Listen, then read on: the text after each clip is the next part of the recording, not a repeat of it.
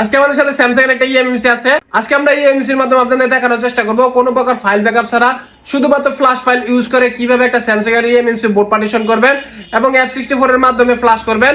আমরা এখানে ইম্পর্টেন্ট প্রতিটা বিষয় আপনাদের সাথে তুলে ধরার চেষ্টা করব, যাতে করে এই ভিডিও ফলো করে আপনি নিজের কাজটি করতে পারেন।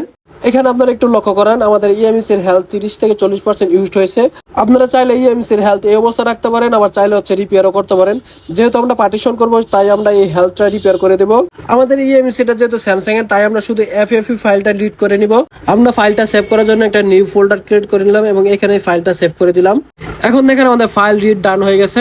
এখন দেখেন আমাদের এই ফাইলটির মাধ্যমে আমরা হেলথ রিপেয়ার করে নেব এবং ফুল ফ্যাক্টরি রিসেট করে নিব। প্রথমে আপনারা এফএফই অপশনটি সিলেক্ট করে নেবেন, তারপর রাইট অপশনটি টিক করার মাধ্যমে আপনারা হেলথ রিপেয়ার এবং ফ্যাক্টরি রিসেট করে নেবেন। নিচে দেখেন দুইটা অপশন টিক করে নিচ্ছি, একটা ফ্যাক্টরি রিসেট এবং স্মার্ট ইনেবল পেজ। এই দুইটা অপশন টিক করে কি আপনারা আপনাদের যে ইএমএমসি হেলথ রিপেয়ার করতে পারবেন এবং ফ্যাক্টরি রিসেট করতে পারবেন। এখন আমরা আমাদের যে ফাইল এফএফই ফাইলটা, সেই ফাইলটা আমরা ধরিয়ে দেব। ধরিয়ে দিলে আমাদের যে ইএমএমসি সেটা হেলথ রিপেয়ার হয়ে যাবে এবং ফুল ফ্যাক্টরি রিসেট হয়ে যাবে। এখানে দেখেন আমাদের কাজটা সম্পূর্ণ হয়ে গেছে। তার মানে আমাদের ইএমএমসিটা ফ্যাক্টরি রিসেট হয়ে গেছে এবং হেলথটা রিপেয়ার হয়ে গেছে। এখন আবার আমরা রিকানেক্ট করব আমাদের ইএমএমসিটা এবং আপনাদের দেখানোর চেষ্টা করব যে আমাদের হেলথটা রিপেয়ার হয়েছে কিনা। এখানে আপনারা দেখতে পারতেছেন আমাদের হেলথটা রিপেয়ার হয়ে গেছে এবং কোনো প্রকার পার্টিশন শো করতেছে না। তার মানে আমাদের ইএমএমসি ফ্যাক্টরি রিসেট হয়ে গেছে।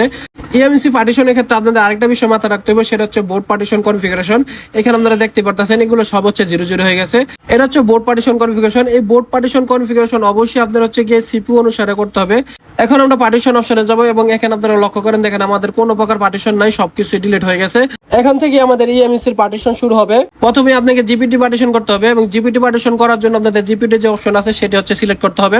আমরা স্যামসাং M11 এর জন্য ইএমএমসিটা তৈরি করব, তাই স্যামসাং M11 এর ফ্ল্যাশ ফাইলটা আমরা আগে থেকে ডাউনলোড করে নিয়েছি। এখন আমরা ফ্ল্যাশ ফাইলে চলে যাব এবং ফ্ল্যাশ ফাইল থেকে সিএসসি ফাইলটা এখান থেকে ধরিয়ে দেব। এখান থেকে ফাইলটি সিলেক্ট করার পর এখান থেকে আমাদের রাইট যে অপশনটি আছে সেই রাইট অপশনটি সিলেক্ট করে দিতে হবে, তাহলে আপনার জিপিটি পার্টিশন তৈরি হবে। এখন আমরা আবার কারেন্ট বাটনে ক্লিক করে আপনাদের দেখানোর চেষ্টা করব যে আমাদের জিপিটি পার্টিশন তৈরি হয়েছে কিনা। আপনারা এখানে দেখতে পাচ্ছেন আমাদের জিপিটি পার্টিশন তৈরি হয়ে গেছে। এখন আবার আমরা পার্টিশনে চলে আসবো। পার্টিশনে আসার পর এখান থেকে আমরা ইউজার অপশনটি সিলেক্ট করব এবং ইউজার অপশনটি সিলেক্ট করার পর আবার আমরা এখানে সিএসসি ফাইলটি সিলেক্ট করে দিব। সিএসসি ফাইল সিলেক্ট করার পর আপনার মেনুতে আসবেন এবং মেনুতে আসার পর এখানে দেখেন 5টি ফাইল লোড হয়েছে। সিএসসি ফাইল লোড করার পর আপনারা আরেকটা বিষয় খেয়াল করবেন, দেখবেন এই ফাইলের ভিতরে আপনারা আরেকটা ফাইল পাবেন, যে ফাইলের নাম পিট ফাইল। এই পিট ফাইলটি সিলেক্ট করবেন। পিট অপশনটি সিলেক্ট করার পর আপনারা ফ্ল্যাশ ফাইল থেকে বিএল যে ফাইলটা আছে সেই ফাইলটি আবার ধরাই দিবেন। ধরাই দেওয়ার পর আবার মেনুতে আসবেন। এখানে দেখেন আমাদের ফাইলের যে সংখ্যা সেটা 28 হয়ে গেছে। আবার আপনারা পার্টিশনে ফিরে আসবেন। পার্টিশন থেকে আবার আপনারা পিট ফাইল অপশনটি সিলেক্ট করবেন। পিট ফাইল অপশন সিলেক্ট করার পর ফ্ল্যাশ ফাইল থেকে এপি ফাইলটি সিলেক্ট করে দিবেন। এখন যদি আবার আপনারা মেনুতে আসেন তাহলে দেখবেন আমাদের ফাইলের সংখ্যা 37 হয়ে গেছে। সেম ভাবে আবার পার্টিশনে চলে যাবেন। পার্টিশন থেকে আবার পিট ফাইল অপশনটি সিলেক্ট করবেন এবং ফ্ল্যাশ ফাইল থেকে এখন আপনারা ফাইল সিলেক্ট করবেন সিপি ফাইল। এখন আবার যদি আপনারা হোম অপশন আসেন, এখানে দেখবেন আমাদের ফাইলের সংখ্যা বেড়ে 38 হয়ে গেছে। এখন আবার আপনারা পার্টিশনে চলে আসবেন। পার্টিশনে আসার পর এখান থেকে যে রাইট বাটন অপশনটি আছে সেই বাটনটি ক্লিক করে দিবেন। রাইট বাটনটি ক্লিক করার পর আপনার ফ্ল্যাশ ফাইলটি রাইট হতে থাকবে এবং এখানে অনেকক্ষণ সময় লাগবে। এখানে আপনারা একটু ধৈর্য ধরে অপেক্ষা করবেন। আমি এখানে স্পিড বাড়িয়ে কাজটি শর্টকাট করে দিয়েছি। টোটাল ফাইলটা ফ্ল্যাশ হতে আমাদের এখানে সময় লাগছে 5 মিনিট। এখন আমরা আবার কানেক্ট বাটনে ক্লিক করবো এবং ক্লিক করে আমাদের ইএমএমসির কি অবস্থা সেটা আপনাদের দেখানোর চেষ্টা করব। এখন দেখেন আমাদের মোবাইলে সব ধরনের ডিটেল চলে আসছে। এখন আবার আমরা পার্টিশনে চলে যাব। আমাদের মার্ক করা অপশন আপনারা দেখেন একটা লাল চিহ্ন করা ইরর আছে। এই ইররটির নাম ডিভাইস নট কনফিগ। এই ইরর সমস্যার সমাধানের জন্য আপনারা প্রথমে চলে আসবেন প্রভিশন। এখান থেকে আপনারা কোয়ালকম 2 অপশনটি সিলেক্ট করে দেবেন, যেহেতু আমাদের সিপিইউ কোয়ালকমের।